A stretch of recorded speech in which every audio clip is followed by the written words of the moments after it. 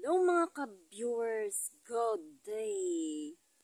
For today's video ay syempre kakain ako ng masarap na prutas tulad ng papaya. Native papaya ang kakainin ko ngayon for today's video. Kaya samahan niyo ako mga ka-viewers. So, ayun. Ayan, nandito pala ang aking imumukbang ngayon. Siyempre, charan! Ayan. So, ngayon, yung isa ay nasisira. Nasisira to dahil sa sobra na niyang matagal na kasi siya sa puno ba. Hinog kasi to sa puno. Matagal na kasi ito sa puno, kaya yung medyo malapit na siyang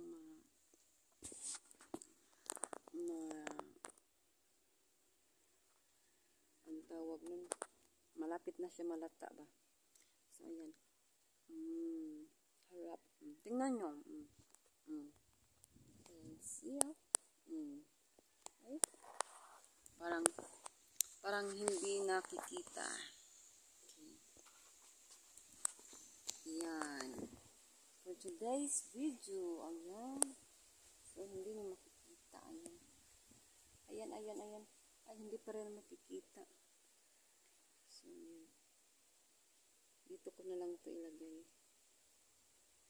For today's video, yan. Kakain ako ng mga iba't ibang prutas. Yes, syempre. Ayan. Ay, hindi pa rin nakita. Ayan.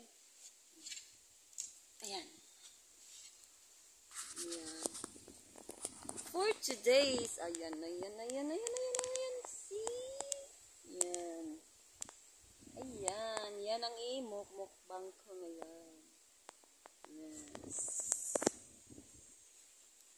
Ayan. Masarap sa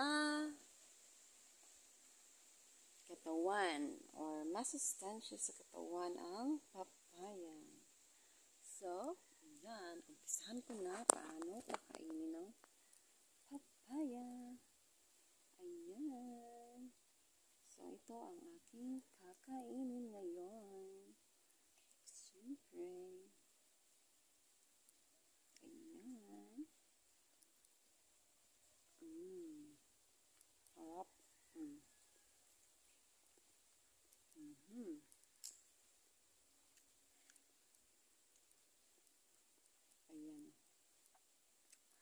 See? Ang sarap ng papaya. Natural yung tamis niya. Galing kasi siya sa puno. Hinog siya sa puno niya. So, ayan. Nagmumukbang ako ng papaya. Masarap ang papaya mga ka-viewers. Yes. So, ayan.